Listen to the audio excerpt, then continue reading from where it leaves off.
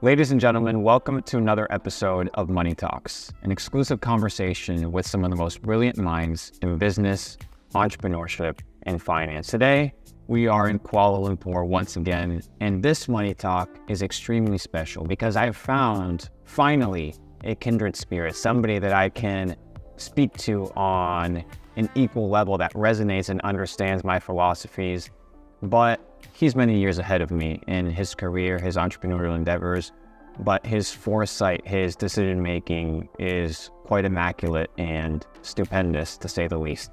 Today, I am with Satya Narjadin, a serial entrepreneur with over $700 million in sales and an absolute boss with over 55 countries traveled, a family man, and an individual that I highly respect. So without further ado, thank you, brother.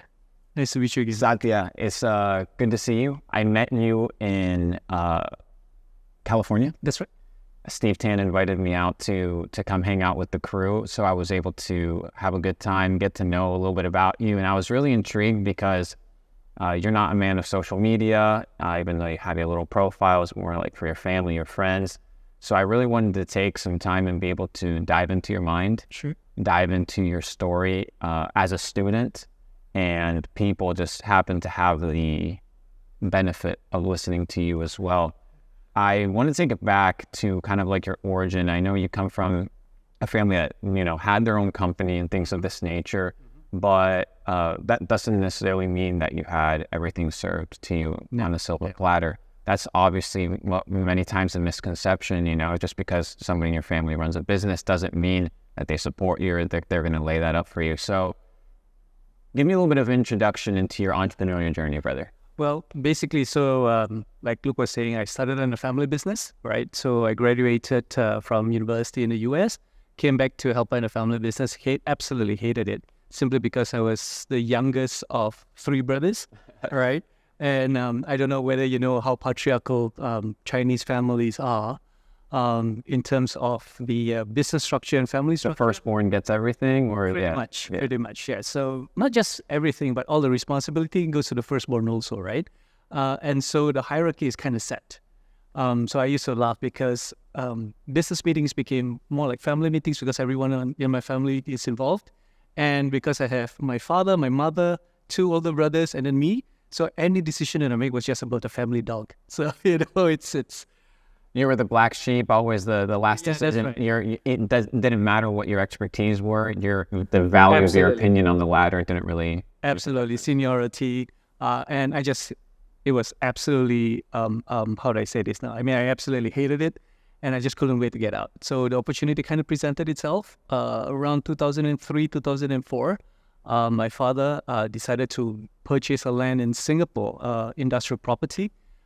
He was kind of like tucked into it by friends of his and a big real estate property agent. And they finessed him.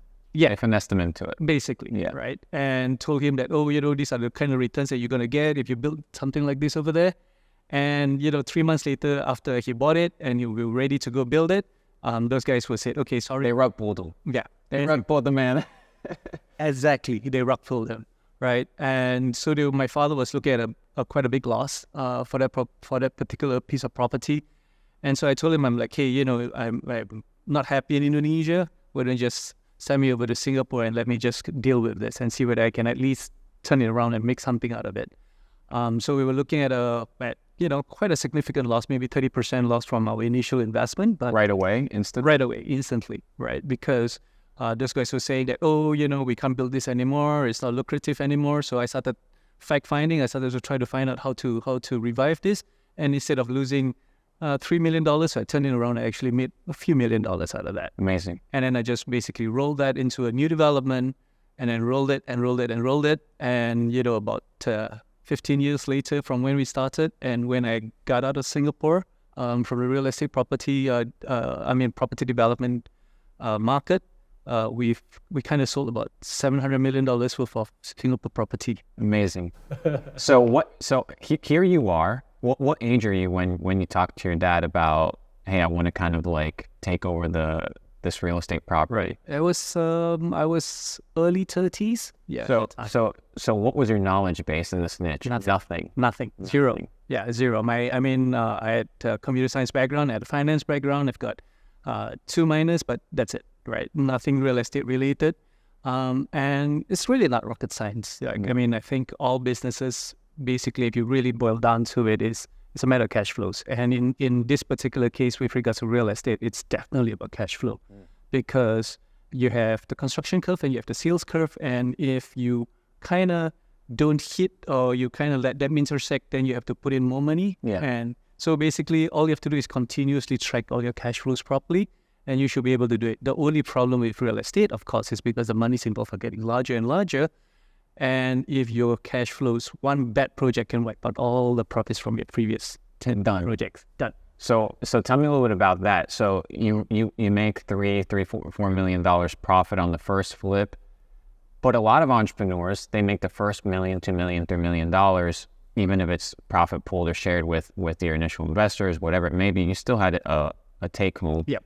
What was your philosophy there of, hey, I'm going to roll this over versus I'm going to go spend it. I'm going to go flex. Exactly. What was the mentality there? Well, definitely rolling over, right? I mean, of course, basically my philosophy is very simple. I mean, yes, you can enjoy the fruits of your labor, so to speak, but make sure that it's only a small portion of it, because the rest, if you're really passionate about something and you're really interested in making it grow bigger, then you got to plow it back in. You got to continue learning it. You have to continue doing something that you're passionate about and try to make it bigger.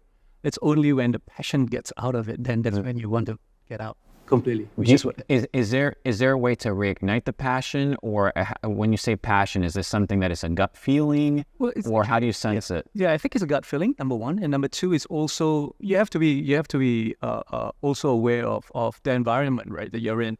In Singapore, when we first came in, that particular property development, which is industrial property development, it's like the ugly stepchild. Nobody wanted to touch it at 10-foot pole. And that's when I felt that the opportunity was there because nobody was in there. But, towards the middle, as we were building bigger and larger projects, everybody started jumping in.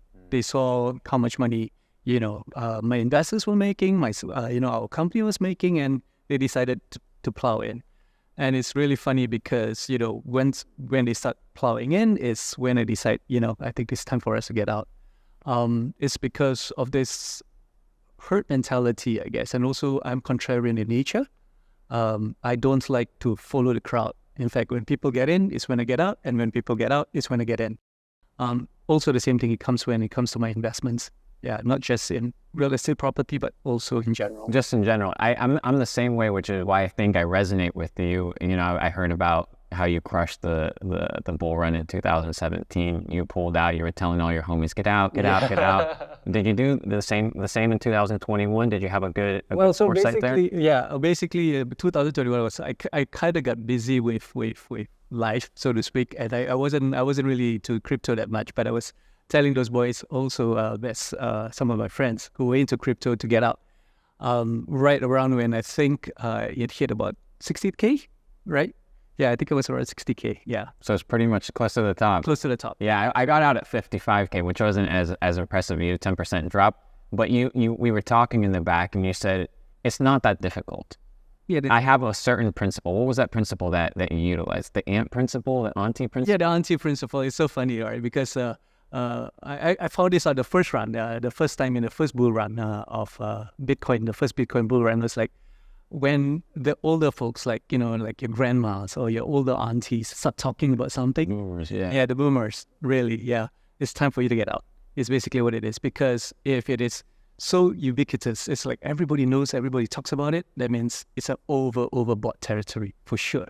And usually these waves of information, if you understand how liquidity moves, it's all by design. So the press articles are by design. That's right. The information is by design. The tweets are by design. The news sections are by design. Why? Because once you inform the public, now the exit liquidity comes in for the initial investors to be able to cash out. So yeah, I saw a lot of people make a ton of money but lose it all. Mm-hmm. And then on the other spectrum, I saw a lot of people that were able to make money but not be able to preserve their wealth. And one of the mottos, the motto of Capital Club, is create, multiply, and preserve. So there's a mindset of how to create money, how to multiply the money, which you talk about cash flow, preserving it. And then finally is how to preserve your cash flow. I want to talk about, you make your first flip with the real estate, you turn it into a profit. That's a $6 million deal or something of this nature. What's the second one? What's the gap between the first and the second? So the first was an $18 million project, because I think in terms of real estate, I think the scale's a little bit larger, right? So I flipped that and started doing a $30 million project, which is slightly larger.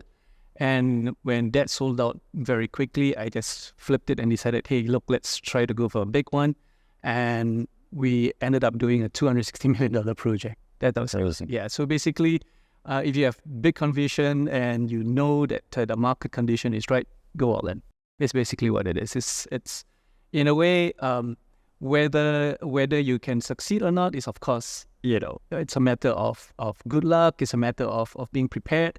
But at the same time, if you don't take the bull by the horn, so to speak, it's not going to go anywhere. How important is positioning in order to spot opportunity? Because I see a lot of people running from point A to point B, shiny object. There's no pause, reflection. That's right. Let me observe the market. Let me see what's going on.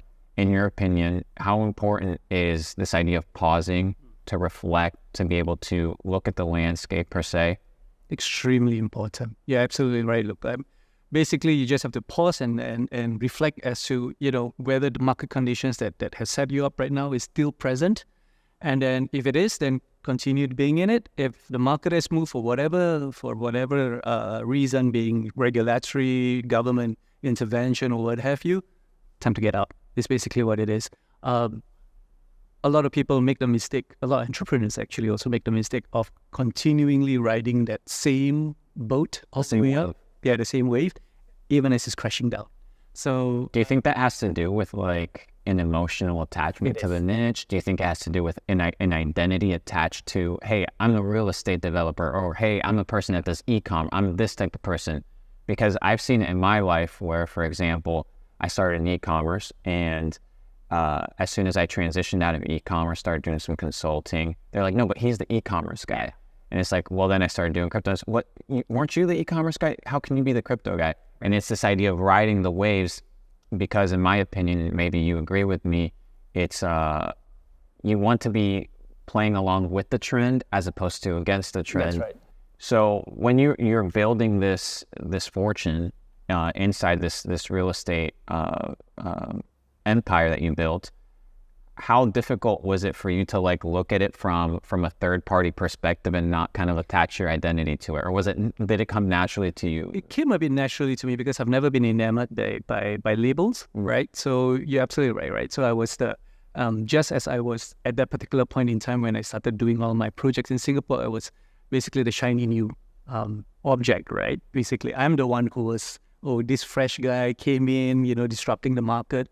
But then I was like, okay, you know what? I'm also conscious of the fact that for every fresh guy that comes in, there'll be another fresher guy that comes in to this. So I'll be old news in about 5 years' time. And so basically, that makes me have the mindset of, okay, let's not be enamored by what you do, right? And let's not be shoeboxed in a certain identity that you built yourself, right? And you live and die by that sort, so to speak. I've never been that. So to me, any entrepreneur venture that I go into, I have a passion for it, but I don't live and die by that singular passion, because I have other things that I love and care about. Yeah. So one of them I know is travel. Yes. Favorite country? Oh, I actually love South America, right? I've actually visited Argentina once, and I absolutely loved it. I traveled, all the way up north, right down to the border of Brazil, where Iguazu Falls is, right, and all the way down to Patagonia. Oh, so you did the whole thing? I did the whole thing. Yeah, so absolutely loved it. I wish I can go back there again. It's a little bit difficult to go to Argentina for me. Now it's a little bit easier, but but I loved it. I've America. I love the U.S. Not so much the politics, but the people. Absolutely gorgeous. I mean, I've been to so many states within the U.S. It's amazing. How important was travel to your worldview? Very much so. I think I've never been. I think meeting new people, learning about new cultures, open up your eyes as to the similarities as well as the differences between people. Yeah. Right. By the same token, also you understand where your position is, so to speak. Right. Because to me, everything is relative. Right. If you think you're successful, there are other people who are more successful than you. If you think you're smart, there are other people who are smarter than you. And of course, people who are less successful and dumber than you are. But this is just In the spectrum. In a spectrum. There you go. And so, you have to be comfortable with where you are, so to speak, right? And be comfortable as we were talking about authenticity just now. Be comfortable in your genuine self. How, in your opinion, have you developed the sense of authenticity where you've defined what entrepreneurship means for you, where you've defined what success means to you, and not allowing other people's definitions of what it means to be successful or things that people have told you, hey, in order for you to be successful, this is what you need to have. Yeah. So, how have you developed that kind of thesis or philosophy? Well, basically, again, like I said, I think traveling helps, right? Because again, you see the full spectrum of life, so to speak, right? I mean, I traveled I come from a fairly poor country, in Indonesia, and but I've seen things, and I feel privileged to see. Yeah. The thing about it is, like, every time you go down there, you learn something new, and you learn not to take yourself too seriously, right? You learn not to, how do I say it, to be, oh, I'm so and so, therefore I must be this and this. No, because at the end of the day, it's like simple things, like being with family brings me so much pleasure. And the thing about it is, like, if you really boil down to the details, and for me, entrepreneurship is just a means to a lifestyle. Yes. that I enjoy. About what do I enjoy? I enjoy being with my loved ones. I enjoy being friends with like you guys, right? And so basically, that's how I keep myself grounded, and my worldview changes simply because, it's not tied down to one identity simply because, I want to be surrounded by the people that I love. Yeah. I like that. I think it's oftentimes common in entrepreneurship where one can become isolated, whether it's through your work or whether it's through the identity, and it's easy to neglect the essentials and the basics that once you don't have them, you realize how important they were. And I often tell people, I say, the paradox of life is that many times we give up the things that are replaceable for the things that are irreplaceable. Absolutely. So we'll get the money, which we can always make more money. You can build another business. You can get another nice car. You can have another nice home. And we replace these things for things that are irreplaceable, like family, like peace of mind. That's right. Like a good relationship, like children. Yeah, like right. you have a beautiful children, which is something that I think you're extremely passionate about. We were talking about it, and you're like, this invigorates me. This is kind of a new kind of a career or a new approach that I'm taking towards. I want to talk a little bit about parenthood. How are you managing parenthood and business? Because you're still kind of playing both dynamics. I don't know what it's like to be a parent. It's very far down my lane. But it's basically two CEO roles. Like, you're running a full-time family. You need to make sure your children are developed.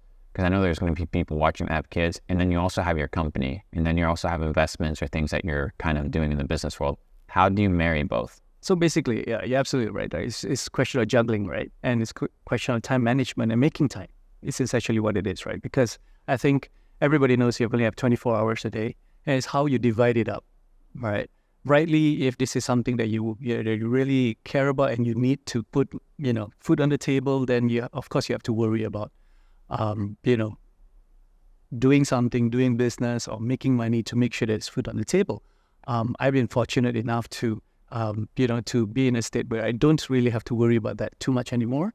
And so I have basically now tried to devote as much time as possible to my other endeavors, which is basically to being a better husband and being a better father to my child. Yeah. Let me ask you what being a better father is in the context of understanding the school system, of understanding the programming. This is where we're going to get a little bit deeper. Sure. And understanding kind of where the government or the system kind of begins to indoctrinate culture. And obviously you, now that you're financially free, understanding these things, how are you training up your children to think or operate differently than the masses? Right. I think this was something that we talked about previously also. I think one of the biggest things that have changed between formal education back then and the future of education moving forward is this whole concept about resiliency, this whole concept about being flexible, right? It used to be where you have like a X amount of knowledge base that you have to learn, and it's usually mainly rote learning, right? You do well in that, and then they'll promote you to, from primary school to secondary school, and then from there they promote you to tertiary, and so on and so forth, right? But you have to hit a grade each and every time.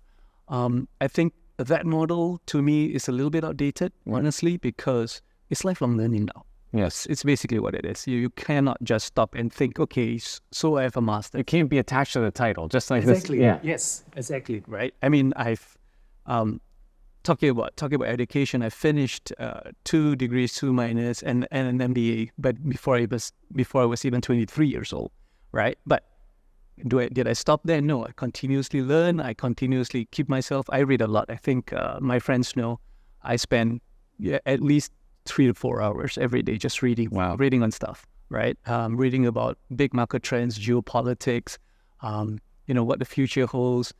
Also, I'm a very keen student of history, right? And basically all of this, I kind of like meld it together and try to figure out where we're heading to next, because it's a complex world out there, right? And I need to be to make sure that my children are equipped to handle the world, not just today, but in 20 years' time, Yes. in 25 years' time, right? When I'm no longer around, for example, right? So what are the basic tenets, or what are the basic characteristics that they must have to face the future? One of them is resiliency, Right. and also the ability to want to continue to learn, right? Not just in the orthodox method, but also think outside the box, right? Learn to question why. Yes. Don't just listen to dogma. I have never been, I got thrown out. It's a true story. I used to be in Boys Brigade. I don't know whether you have Boys Brigade. It's like Boy Scouts, yeah. Yeah, it's Boy Scouts, but with more like a Christianity kind of slant to it, right? Because we have to attend church service on Sunday and stuff like that. I got thrown out of the Boys Brigade very, very early, simply because I was just questioning, right? And so I thought that that was one of the biggest lessons for me. It's like, hey, look, if authoritative figure can't give me the answers, right, then I will have to search for it on my own. Yes. Right. And, I certainly don't want to listen to dogma. It's because you see a lot of authoritative figure doing something, saying something, but doing something else. Right. So to me, I teach that to my children also, right? If I have to ask you to do something, I have to explain why I'm asking you to do something, right? It's not just dogma. It's not like, okay, you have to do what I tell you to do, right? Because it's dangerous. Why is it dangerous? Because of this. And going through that process of logic, which I think is extremely important. Extremely important logic, yeah. So moving on to talk a little bit about what you study and the fact that you read. You said you spend 3-4 hours reading. The young generation, they shit on this idea of reading because they have a terrible notion of what education actually is. To them, education is this mental model that they've been brought up in. So they disdain education when in fact what they've been put through is indoctrination. That's correct. So, for example, I was talking to a mathematician. He's like, you can't study math as a form of problem solving. You need to study it as a language. That's right. You need to be able to perceive things differently. And Leonardo da Vinci has a very interesting quote, a very famous quote. He says, to develop a complete mind, you must study the science of art and the art of science. You must learn to see things for what they are. And once I heard that, I was like, okay, I need to develop a complete mind, not by being a person that's niched in one thing and one identity, but I need to be a jack of all trades. That's right. And oftentimes we hear this quote, jack of all trades, master of none. But the quote continues, master of one is like master of none. So if you're single laned, you're basically useless in a world that's, like you said, moving super dynamic. So I like to say jack of all trades, master of life. in your opinion, how has or talk to me a little bit about like the education that you go through. Why do you select a specific book, or what intrigues you? I know you talk about geopolitics, modern stuff, but then you also mix it with history. Tell me a little about this concoction that's putting you ahead of everybody. Well, I wouldn't say putting it ahead of everybody, but I mean, bro, you got out of Bitcoin. You told people get out at 60K. That's pretty much ahead of most people, bro. Yeah, but it's really funny because, like I said, I'm a keen student of history, right? But I don't use it as how do I say it, as to live in the past, so to speak. But to learn from the past to predict the future. And, essentially, I mean, if you talk about a pandemic, for example, right? If you really see what has happened in the past, in history, you will know that there's a big pandemic every 100 years. Yes, the cycle. The cycle. And we were due one, right? In 2019, 2020, we were due one. And basically, so what you do when it actually hits, you see what happened in the last one, and you see the patterns involved, and you see how the stock market does. You see, of course, different variables have come in. But what you want to do is you want to anticipate. You want to learn from what has happened, and then moving forward, what you think is, whether the conditions are still the same, and whether, so you should use that and try to go in, how do I say it, predict, quote unquote, the future. There's this book called The Fourth Turning that talks about the same exact thing that you're talking about, how just like there's seasons in the world, there's also seasons when it comes to human behavior and how things operate. That's right. In your opinion, is this manufactured history cycles, or is this natural history cycles that occur? I think it's natural history cycles. Of course, by and large, humans have started to go and affect how the natural cycles actually occur, right? Because there's a lot of human activity has disrupted, so to speak, the natural cycle of things. Yes, but and you're talking about history again. Well, we're at this particular subject. I think you and I know that history is always written by the winners. Yes, right. So I also like to delve into what history is like for the losers, right? To get a better perspective of how they view things, and so instead of being indoctrinated by the so-called narrative that governments and the victors want you to learn, you also read about what other people are saying, and basically try not to pigeonhole yourself, or try not to be boxed into a particular mindset. Is basically what it is. Be open to suggestions. Don't delve too much into conspiracy theory, right? Because I think you run into a lot of issues if you just jump into the rabbit hole. But keep an open mind, right? Of all things, be logical in nature. Be analytical and be logical. And you'll find that a lot of you can get out of the so-called white noise. You can basically just tune out all the white noise and actually pinpoint exactly what is happening once you really boil down to the basics and you analyze all with logic. Yeah, this is. I mean, yeah, you look at, for example, the market crash of 1912. Then you look at the fact that world wars were introduced, and then you look at the fact that there was a pandemic introduced, the Spanish flu, things of this nature. And now you look at the same thing, right? Maybe the patterns are a little bit different, but you see market crash, then you see pandemic, then you see Ukraine war, then you see all these things playing together. In some way, shape, or form, may feel orchestrated, but there is natural cycles that do occur. And like you said, it's being able to anticipate these things, which require the ability to step back. That's right. And ask, to me, what you said is the most important question: why?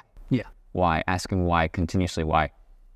Not only asking why when it comes to like exterior factors, but you asked me a question when it came to, we were talking about the motto, Capital Clement, I talked about my intense desire for people to be their authentic self. And you said the problem with that, or the potential danger with that, is most people don't know what their authentic self is.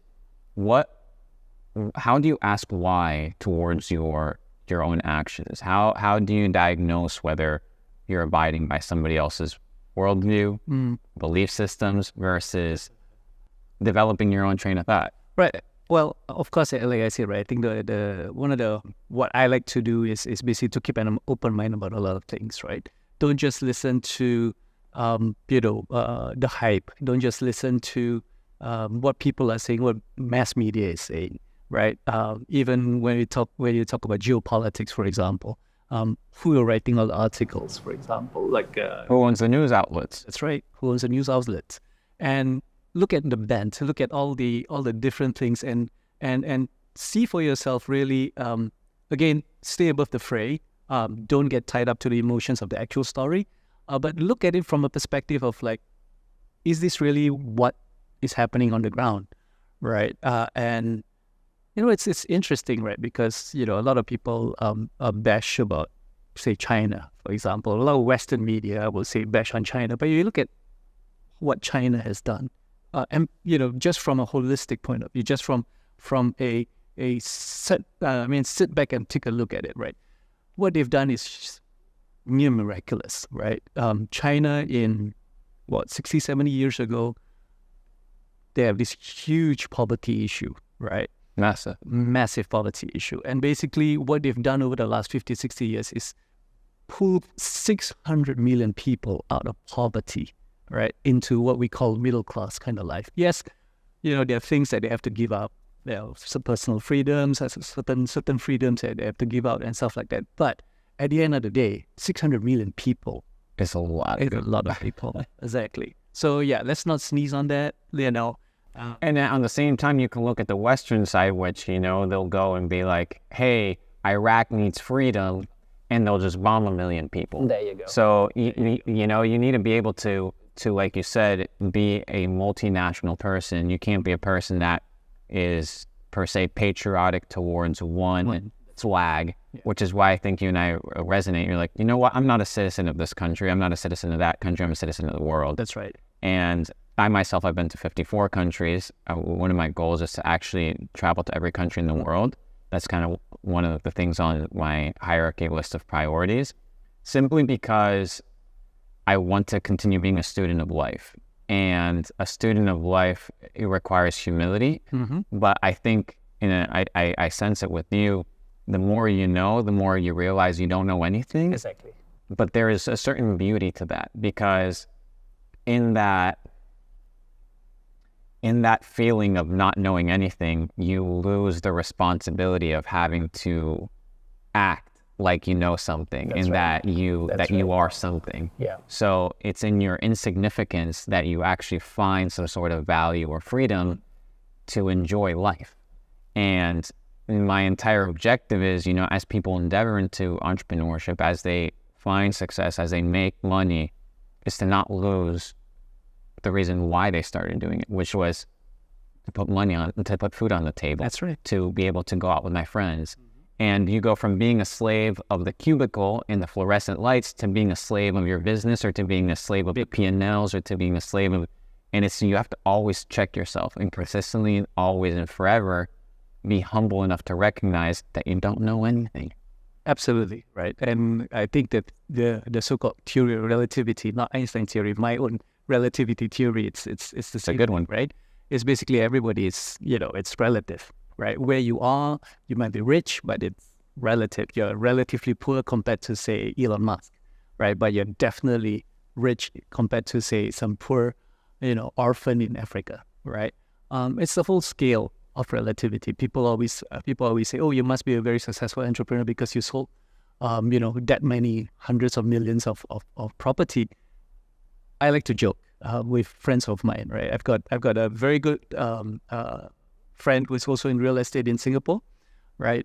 I used to joke that his net profit is my turnover. Yeah. Right?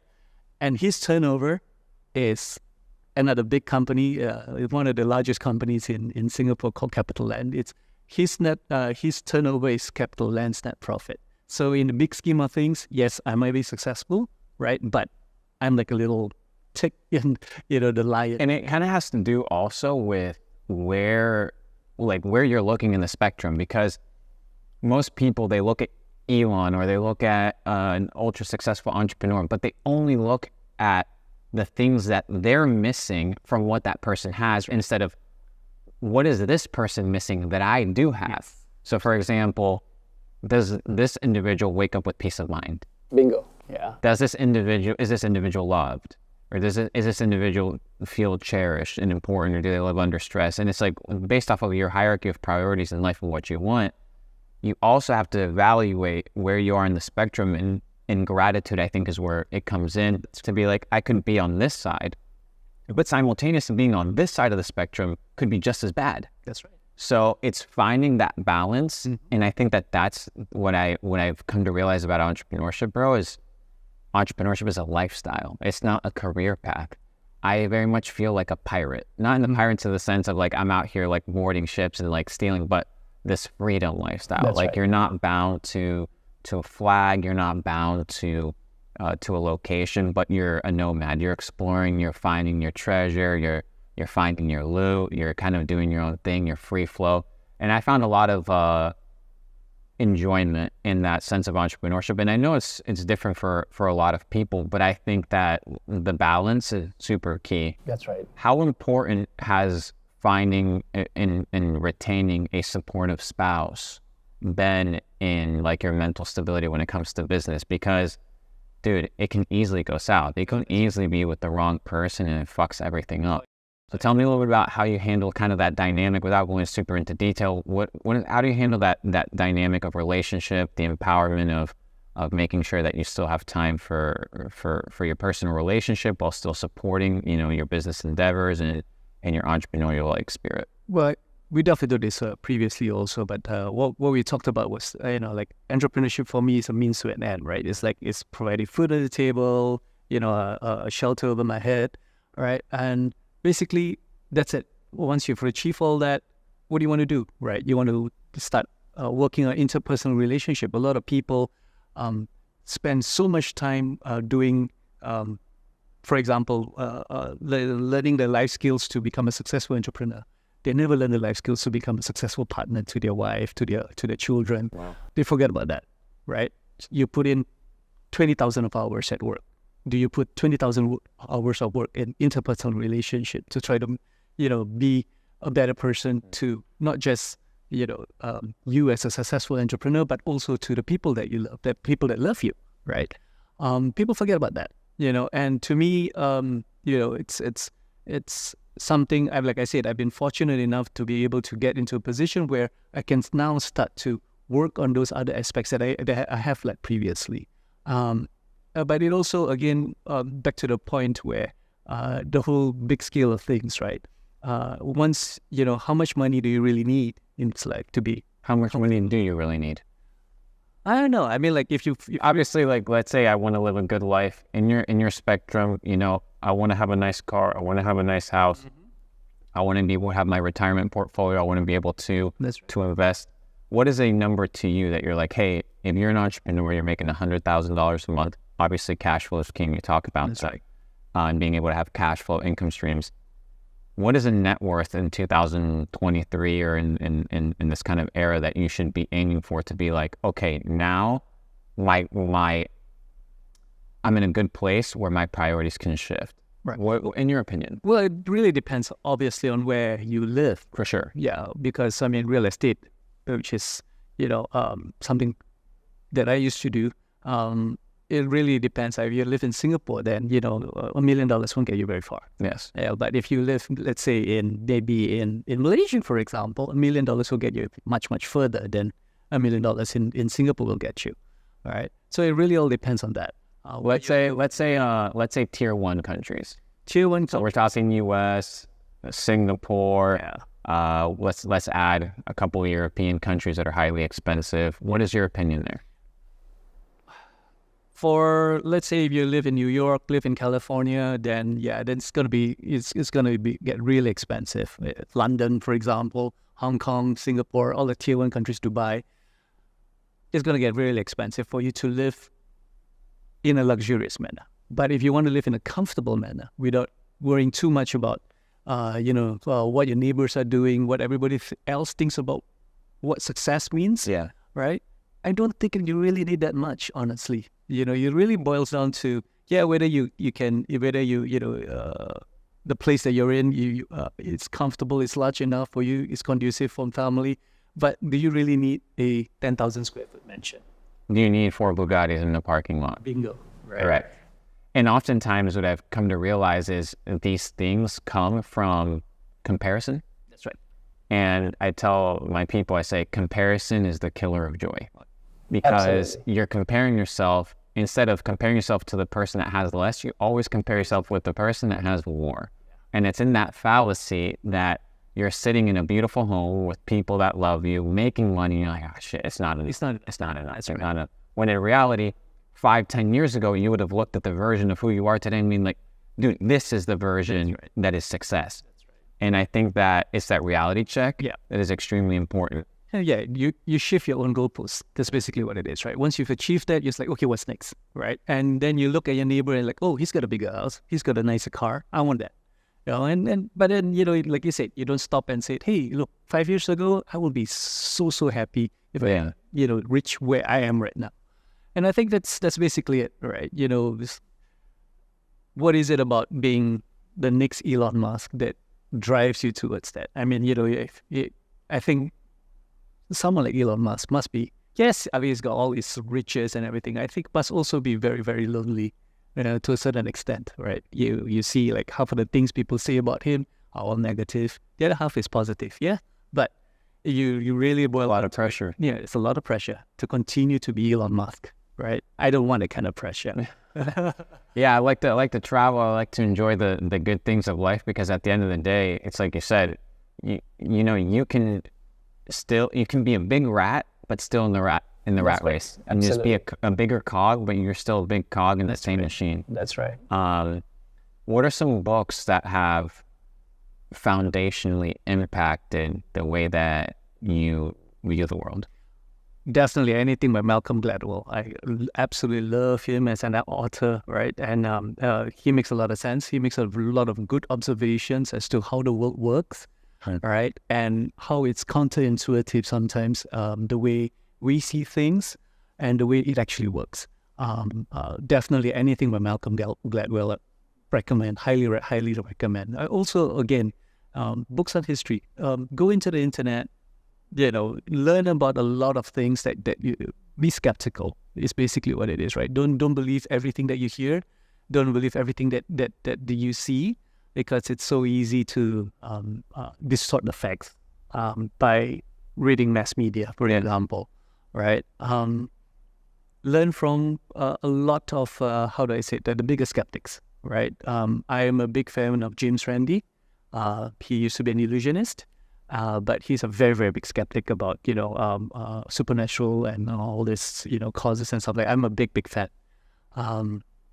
Even take opposing views, right? Yes, you might be... It might be uncomfortable. You might be uncomfortable, yeah. But what you do want to know, what you do want to learn is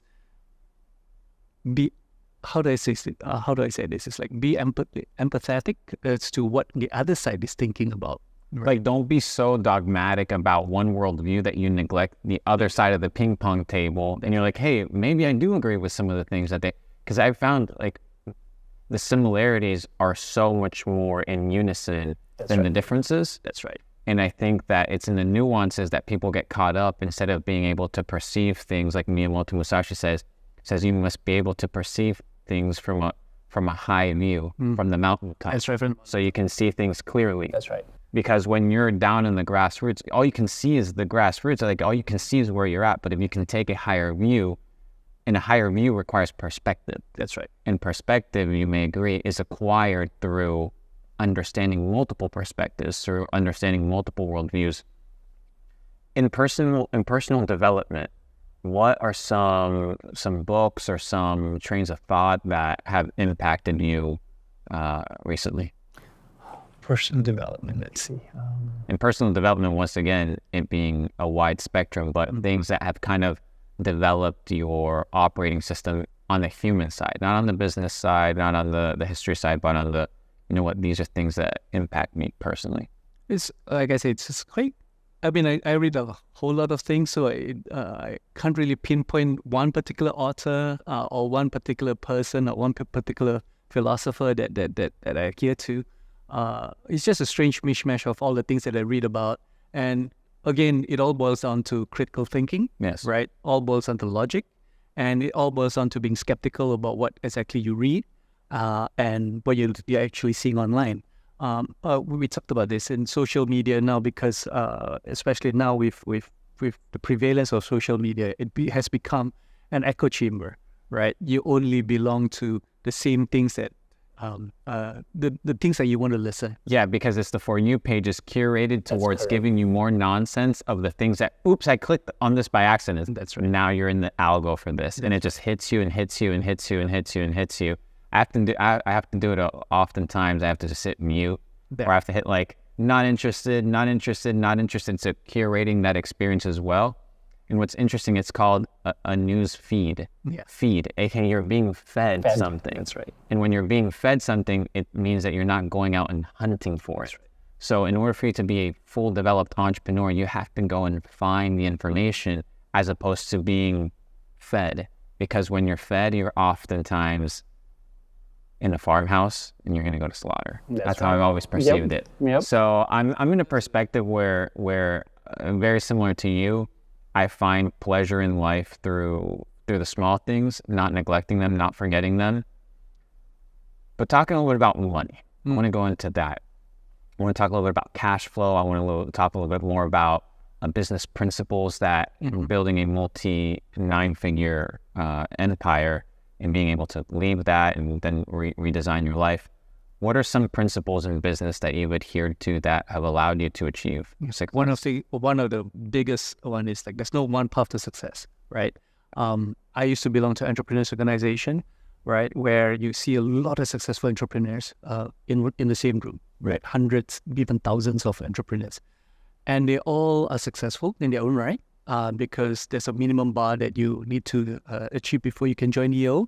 But the one thing that strikes me is like, despite the fact that all of them are successful, but they all reached it in multiple different ways. They all have different mindsets. They all have, different industries that they've gone into, things that you might not even know that exist. Yeah, know exist, right? And so there's no one true way of success, so to speak, right? There's a multitude of ways to become successful. But the thing that struck me when I talk to these people, when I talk to other successful entrepreneurs, the one thing that continuously strikes me is like, number one, they will say resiliency, right? Determination. You fall down 15 times, you get up a 16th time, continue to plod on. Stubbornness, yes, by and large, but it's more the determination part. And also the thing about what we entrepreneurs like to say is we try to find a solution to a problem, right? If the problem doesn't exist, then don't try to create one. There you go. That's right. So in essence, we're trying to, most entrepreneurs go into a new business to try to solve an old problem, an existing problem. And that's how you get successful. Basically, is how it is to make sure that the existing problem, you provide a new solution to a problem that still exists. All right. And yeah. Or even finding these problems that are going to be forever problems. Like, that's right. People will always need a place to live. That's right. If you are running industrial real estate, businesses will always need a place in order to warehouse or keep their stuff or be able to run their operations. A morgue, right? Or what is it? Well, the funeral homes. People are always dying. That's right. So guess what? Somebody's got to run that business. That's right. And I think a lot of entrepreneurs, many times they go for that shiny object. They go for like the next thing, as opposed to finding these evergreen niches and finding these transcendental problems and finding a creative way to introduce a solution to it. You talk a little bit about cash flow. You talked a little bit about a model there that you kind of utilize. Can you explain that a little bit more? So cash flow to me is the king, right? It's the lifeblood of any business. It's basically what it is, right? You can build your business, but without cash flow, without the blood flowing through the business, and if you don't really know how to control it, you bleed out. It's basically what it is. And just like when you bleed out, what happens to your business? You die. Oh, it happens to your body, it also dies. So it's the same principle that I always keep in mind, because in a lot of ways, running a successful business means controlling your cash flows really, really tightly, making sure that you have enough money in not just for today, but in 3 months' time, in 6 months' time, to pay your suppliers, to pay your employees, right? Always keep that in mind and never get into a position where, okay, you know what, let's just go into a huge negative cash flow. Yes, if you are, for example, a startup with, some VC, some funding where you can burn cash. right. But even now, as you can see, now that the easy money is over, right? What do the VCs are asking you to do? Make sure that you turn a profit. Make sure that you're operationally profit. What's your monthly recurring revenue? What's your predictable income? What's your net positive cash flow? Yeah, these are questions that they weren't asking, but now since, like you said, money's getting tight, it's the questions that people are asking. Because at the end of the day, it's basically what it is, right? If you keep continuously to burn cash, right, and yeah, you might be increasing your sales, but your bottom line, you're still not making any money, then something's got to give, right? And once the people stop providing you money to kind of like to sustain this particular vehicle, you're just gonna crash and burn again. Look at, for example, WeWork. What is WeWork? Honestly. Crazy. It's multi-billion. I think they're worth, 250 million right now. Yeah. From stocks down like 90%, 95%. It's dead. It's dead, right? And basically, what was it? Because it was never going to make a profit out of what they were trying to do, right? I mean, yes, it's the whole idea was take short-term liabilities and figure out a way to turn it into some high long-term turnover. Wild. Yeah. And that model actually has existed even before WeWork came in, right? It's registered, curated or offices that basically co-working spaces. They were the old co-working space. It was just not sexy, right? They didn't just couch it with like new technological terms just to make it more sexy, like AI, for example. Correct. Now everybody's piling into the AI space, but what exactly is AI? A lot of people don't know that, right? Deep machine learning. And this was a quote that resonated with me. Like, you underestimate what technology can bring you, or you overestimate what technology can bring you over the next 2 years, but you underestimate what technology can bring you over the next 10 years. The same technology, and it's the same thing. And AI, you'll probably see the same thing. In the next 2 years, you'll see a lot of hype over AI. You'll see a lot of companies that do well, but also a lot of companies that just crash and burn, simply because they went on this train and there was no substance to it.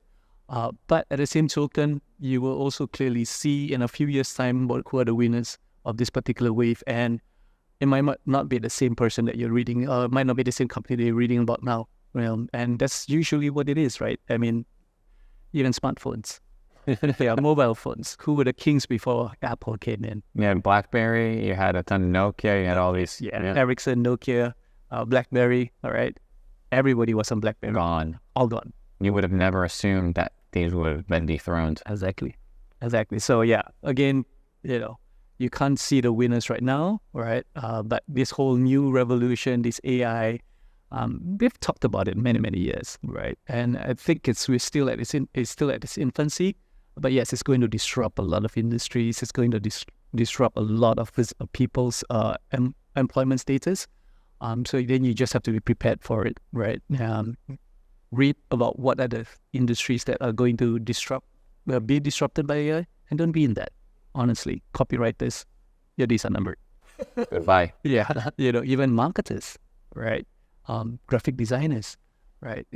There will always be a market for people with the real skills, but if you're, I see white collar being replaced faster than the blue collar, and that's what people weren't talking about. People were talking about blue collar robots, but nobody was aware of software. That's right. Yeah, definitely. Yeah, for sure. I mean, bankers, lawyers.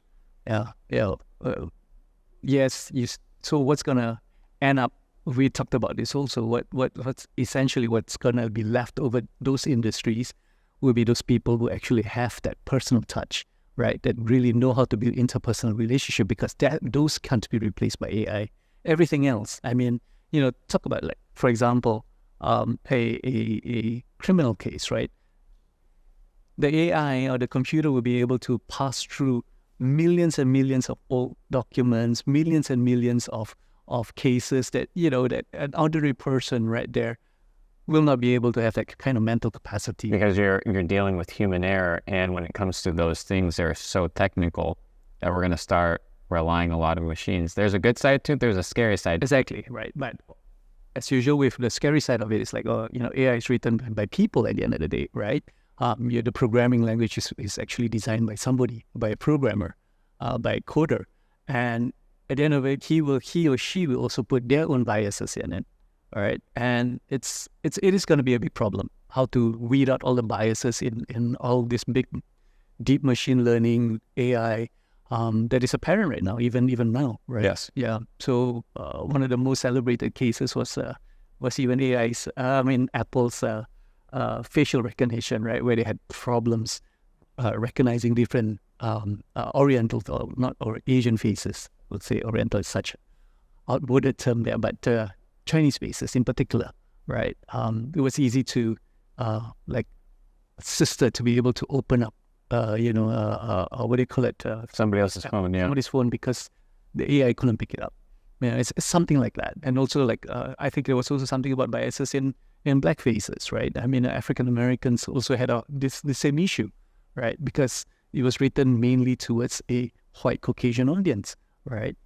And so a lot of these biases will be put into all these AI structures, all these things that you see.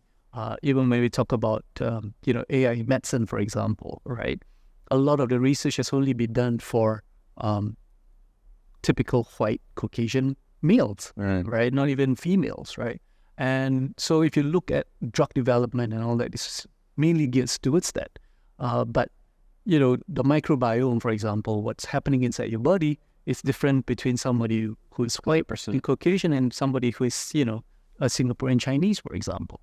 Right, so all these biases, all this library of information needs to be, cataloged. And somebody needs to do it, and there's probably a lot of money involved in this kind of thing. Also, if you're the one to do it, right? And so these are the new fields of AI, new fields of technology, new fields of medicine that you can go into, not just follow the route of what has already happened before. So it's this kind of stuff, right? That I like to. One of the key philosophies that I like to always go back to was taught by my finance professor a long time ago. He likes to play what if games, right? And this was related to when I was studying finance, right? So he was saying that, okay, what happens if, for example, say Russia invades Ukraine? What happens, right? Then you have to play with all these what if games. He was basically teaching us, okay, read outside the what is the document, try to figure out what's going to happen. So, for example, you look at Ukraine. What is Ukraine essentially? What is Ukraine's position in Europe, right? Ukraine has got one of the best fertile lands for agriculture in all of Europe. In fact, they're the breadbasket of Europe. Their flag represents it. The bottom, the yellow represents the wheat and the sky and the blue represents the blue sky. Absolutely, right. And so they're the breadbasket of Europe in essence. So if Russia invades it, so what happens if you are an investor? What do? Right? Then you play what if game. So if Russia invades Ukraine, then you will think that, okay, sanctions are going to put in Russia. So what do the Russians produce in abundance? Gas, natural gas, and oil. Yeah. Right? And also other minerals. But those two are in essence, okay, then you look at what does Russia supply, or who does Russia supply to? Western Europe. And so what do? Instead of going into the usual market, you start buying maybe LNG futures, you start buying into oil companies that actually will profit, that don't have a presence in maybe the North Atlantic, for example. The Norwegians buy into those companies that produce oil, or go into, for example, instead of using the pipeline, you have gas shipped to you from America, for example. Check out who the biggest owners of LNG. You have to. I like it. I like that you said that, because the what ifs are extremely important. I was looking at a chart of the containers, the shipping containers. In 2020, the shipping containers, per shipping container, the price went up to $11,000. That's right. I remember e-commerce was getting extremely difficult, and the reason it was getting difficult was simply because the supply was so limited, because China's supply chain was kind of crunched up with lockdowns. but now a container is $1,500. Yeah. So you could have easily predicted that if you would have played the what if. That's right. It's all these what if games, right? So again, back to Ukraine, for example, what if Russia invades?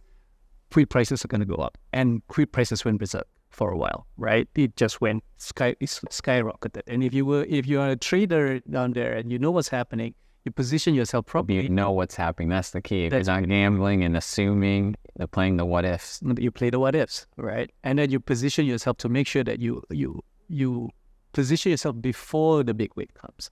And then once the big wave crashes, lifts you up, you get out before the big wave crashes, because you all know what, every time the wave crests, it's time for you. Ebbs and flows. Bingo, right? Let me ask you one question that's important to me, because one thing is to build a successful company. That's right. Another thing, and make the company make money. When do you pay yourself? When do you pay yourself? That's a very good question as to, I guess, again, it boils down to every individual is different. But you're absolutely right. It's like, for me, I learned a long time ago that empire building, you can continuously build an empire. You can continuously build, make bigger and bigger, business, build a bigger and bigger business. But for me, it wasn't at the expense of interpersonal relationship, right? My own, I realized at that time, my daughter